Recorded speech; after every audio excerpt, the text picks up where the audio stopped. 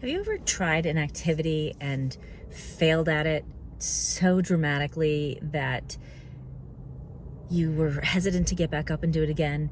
But then once you got up and did it again, maybe you did a little bit better, and maybe then you tried it again and you did a little bit better, and over time you just get better and stronger at it, but you still had to keep challenging yourself to keep pushing ahead. This tidbit, I'm going to talk to you about why failure is important in how we learn and how to potentially challenge that. So if you don't know me, I'm Laura Turner, and these are my tidbits with Laura.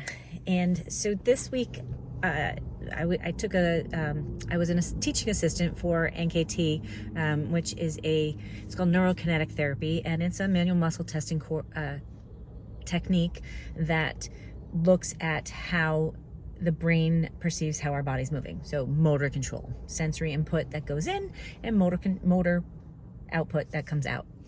And I've been an NKT therapist now for about 13 years. If we backtrack a little bit, in school, in college, I was terrible at anatomy, and I was terrible at neurophysiology. I failed it with a C minus because we had to have above a C the first time, and had to take a year off, in which time I took an extra anatomy class. Granted, I had taken anatomy in high school, then I took gross anatomy, and then I failed that, and I had to take, when I was out of school, I had to stay in, if I wanted to stay cheerleading, I had to take a class. So I took an anatomy class while I was doing work as a co-op and learning physical therapy also.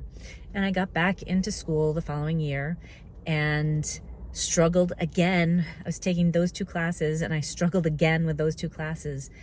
I passed, by the skin of my teeth with a C+, and swore, I don't need to do anatomy anymore. I don't need to know this physiology and neuro. Although I really so I got into neuroanatomy after that, and I really wanted to work with the neuro population.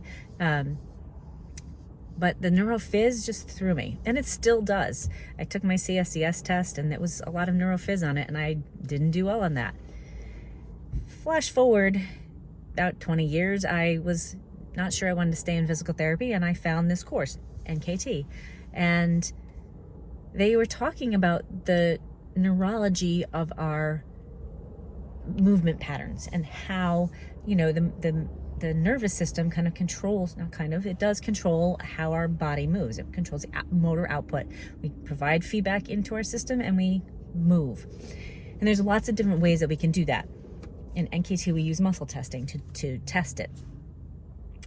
And one of the instructors, an assistant at that time, came in, and she was a whirlwind, and just really on fire, and came in and was talking anatomy, and how anatomy actually changes as we move. Now, not necessarily with the attachments and that, but that it's important to look at what our body's doing, and knowing that the biceps and the orientation of the fibers can affect how we move and how we test. And I was intrigued, and I was in awe, because here was a chiropractor who is an anatomist, who was coming in and talking to the massage therapist, who was the lead instructor and the creator of the class, along with a mess of other movement professionals, some personal trainers, some acupuncturists, some more chiropractors, and some physical therapists, and personal trainers. And we were all melding together and learning about movement, and it sparked an interest. And I have since progressed through the different levels of NKT and continue to learn, and I continue to struggle, because sometimes it's just did I get that right? I don't do well with memorization. I have to really think about it. And it's not necessarily memorization. You have to critically think with this, but there is steps that you have to know to follow the protocol. But it keeps drawing me back, because that same assistant is now one of the lead instructors, Dr. Kathy Dooley. She's just amazing, and she knows she still learns too. She talks about her struggles, right? So she's like human like the rest of us, but she's just so smart in like anatomy, and I really appreciate how she teaches. If I had given up on PT, if I had given up and when I was in school and given up on anatomy, I wouldn't have been a physical therapist to begin with. If I had given up on PT and not found this class that sparked my interest to go back to school, I would not be doing what I'm doing right now. Or maybe I'd be just stuck in a rut, and I don't know what I'd be doing, because that life didn't work out that way. But because it challenged me, because I didn't give up, because I kept pushing myself, I'm a much better critical thinker now than I was 30 years ago. I'm getting better at anatomy. I have a better concept of it.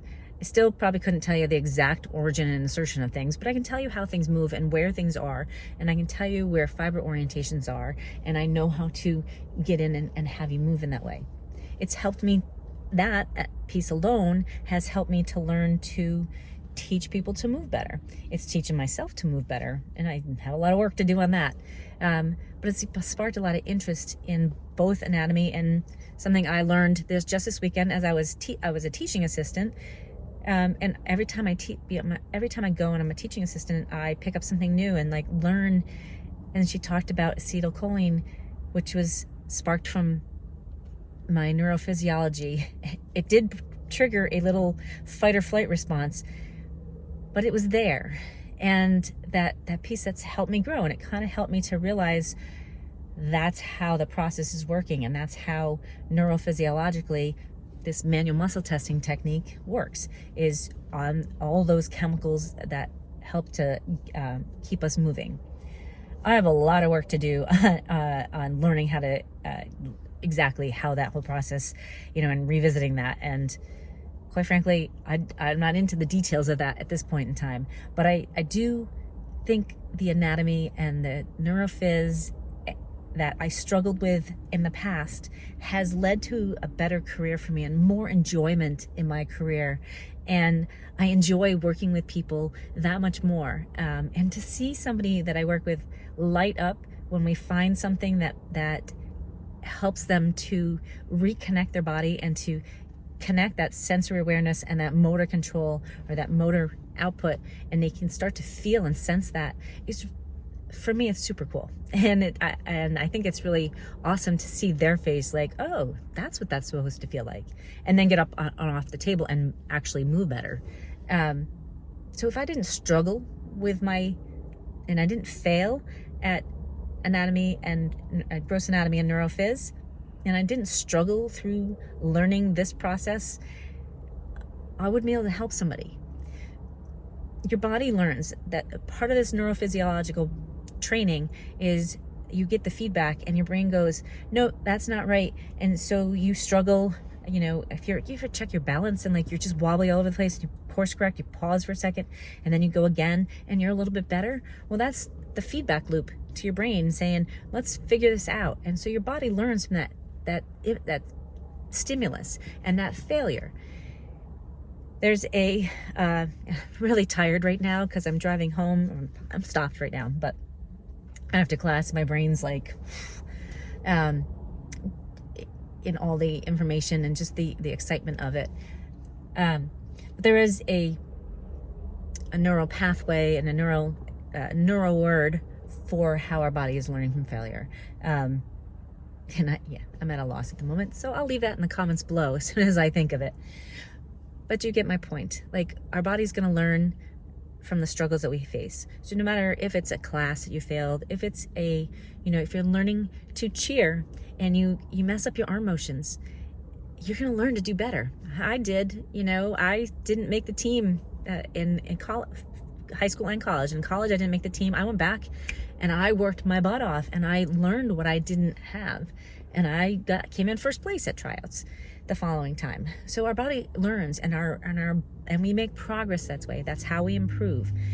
I think it's really important that we keep challenging ourselves. Don't just take the easy way. Neuroplasticity, that's the word.